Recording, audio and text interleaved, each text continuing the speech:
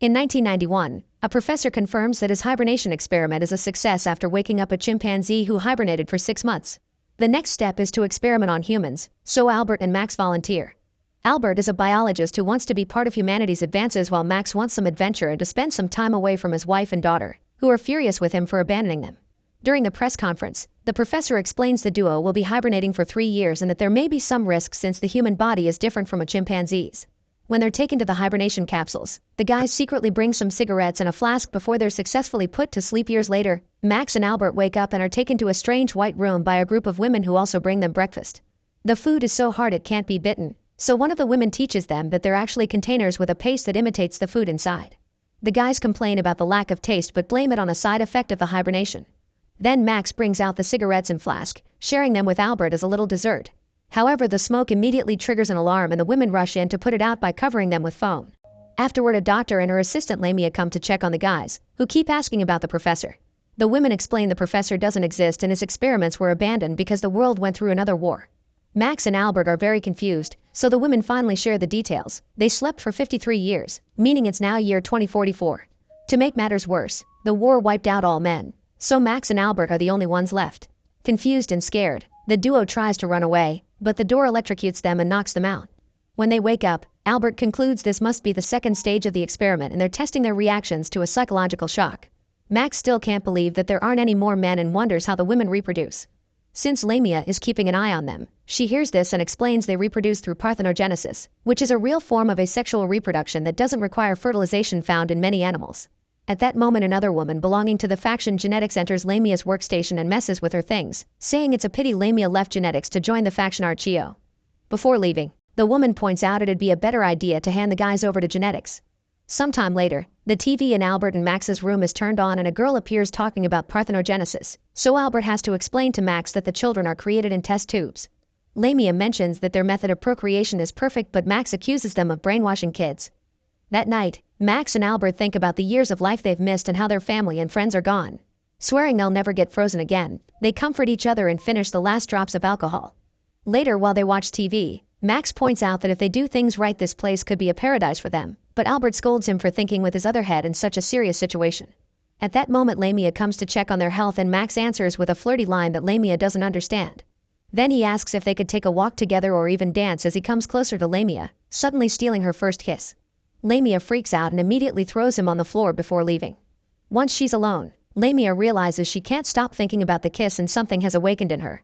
Eventually, the guys are allowed to leave the room and taken to the biosanctuary, where they find embalmed animals that were victims of radiation. They also find a tree with 2 tiny apples and eat them. At that moment, they're approached by Her Excellency, the leader of this society. When she asks the men's age, Genetics member Emma explains the guys are technically 86 but because of the hibernation they haven't physically aged. Max comes closer to properly introduce himself, but the guards think he's about to attack her and knock him down. Her Excellency tells the guards to let go of Max and teaches the men some history. It was the professor who invented the M-bomb, a chemical that was supposed to temporarily paralyze male genes to stop the war, but in the end it erased them. Max points out he and Albert can take over reproduction now, but none of the women are interested. Her Excellency points at the tree and explains it symbolizes the story of Adam and Eve so women will remember not to lose paradise. She then notices the apples are missing and furiously orders the guards to put the men in confinement. Afterward, Albert tells Max they should escape, theorizing there must be a better world outside. In the meantime, Lamia continues to think about the kiss, so she visits the elder, the only person who still remembers the old world. Lamia gives her a jar of strawberry jam to convince her to talk, and the elder shares stories about the role of men in the former society.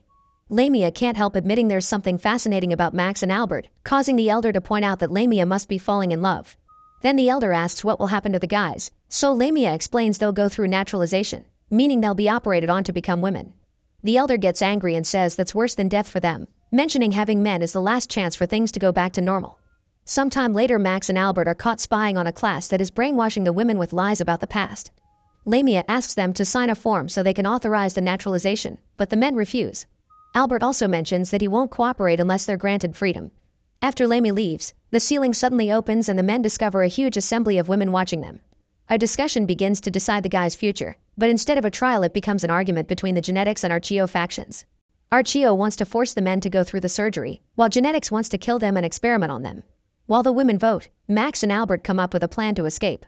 They start kissing the guards, and the mix of shock and awakening hormones makes them pass out. By the time Archeo and its surgery idea win by 1 vote, the duo is already gone. They are wandering around the building, kissing any woman who tries to stop them to knock them out. Eventually they find an elevator and use it to visit different floors, where they find one weird thing after the other.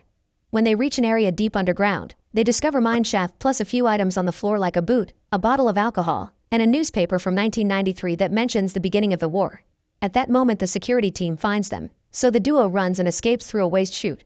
They land in an abandoned area where anarchists live away from the oppressive regime, which allows them to enjoy forbidden things like music, dancing, and woman-on-woman action.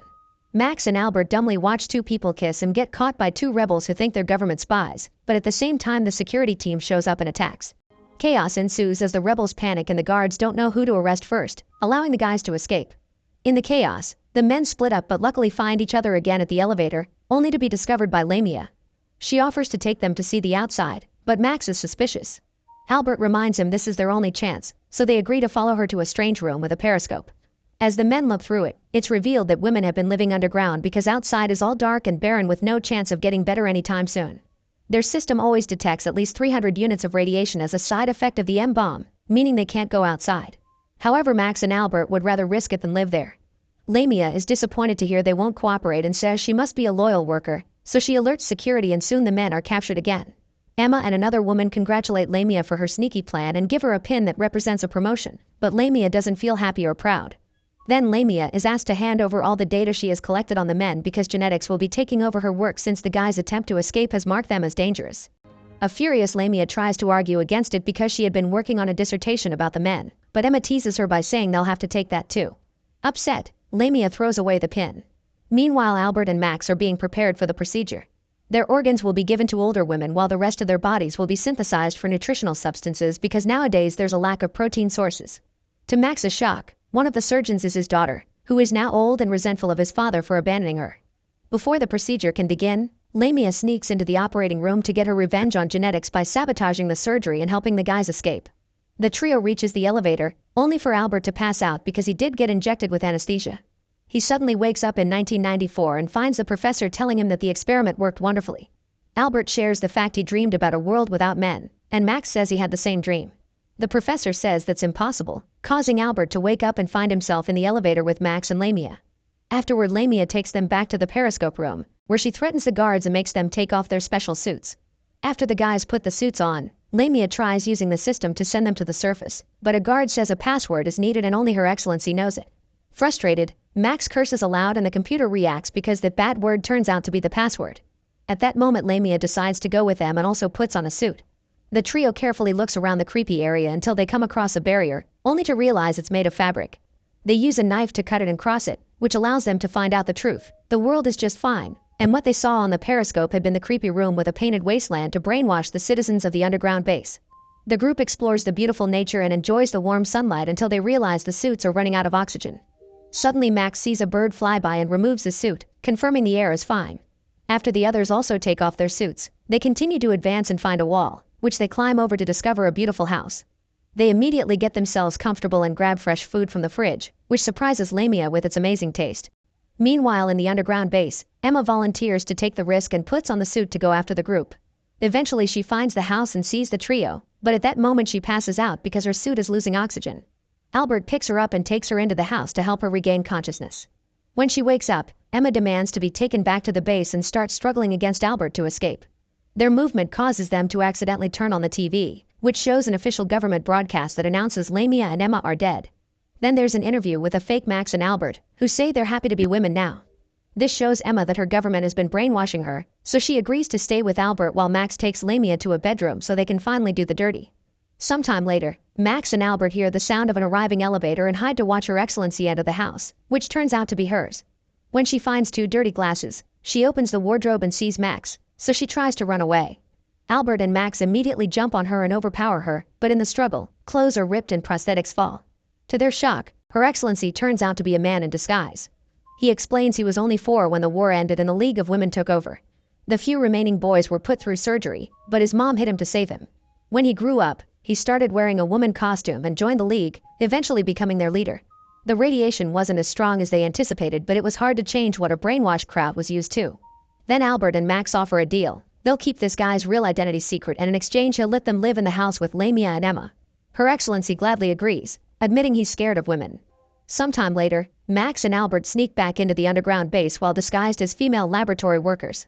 They add their seed to the flasks in the incubation center, hoping to change the future. 9 months later, a nurse wraps a newborn in blankets and screams when she discovers a baby boy. Make sure to subscribe and turn on notifications so you can watch more videos like this. Thanks for watching.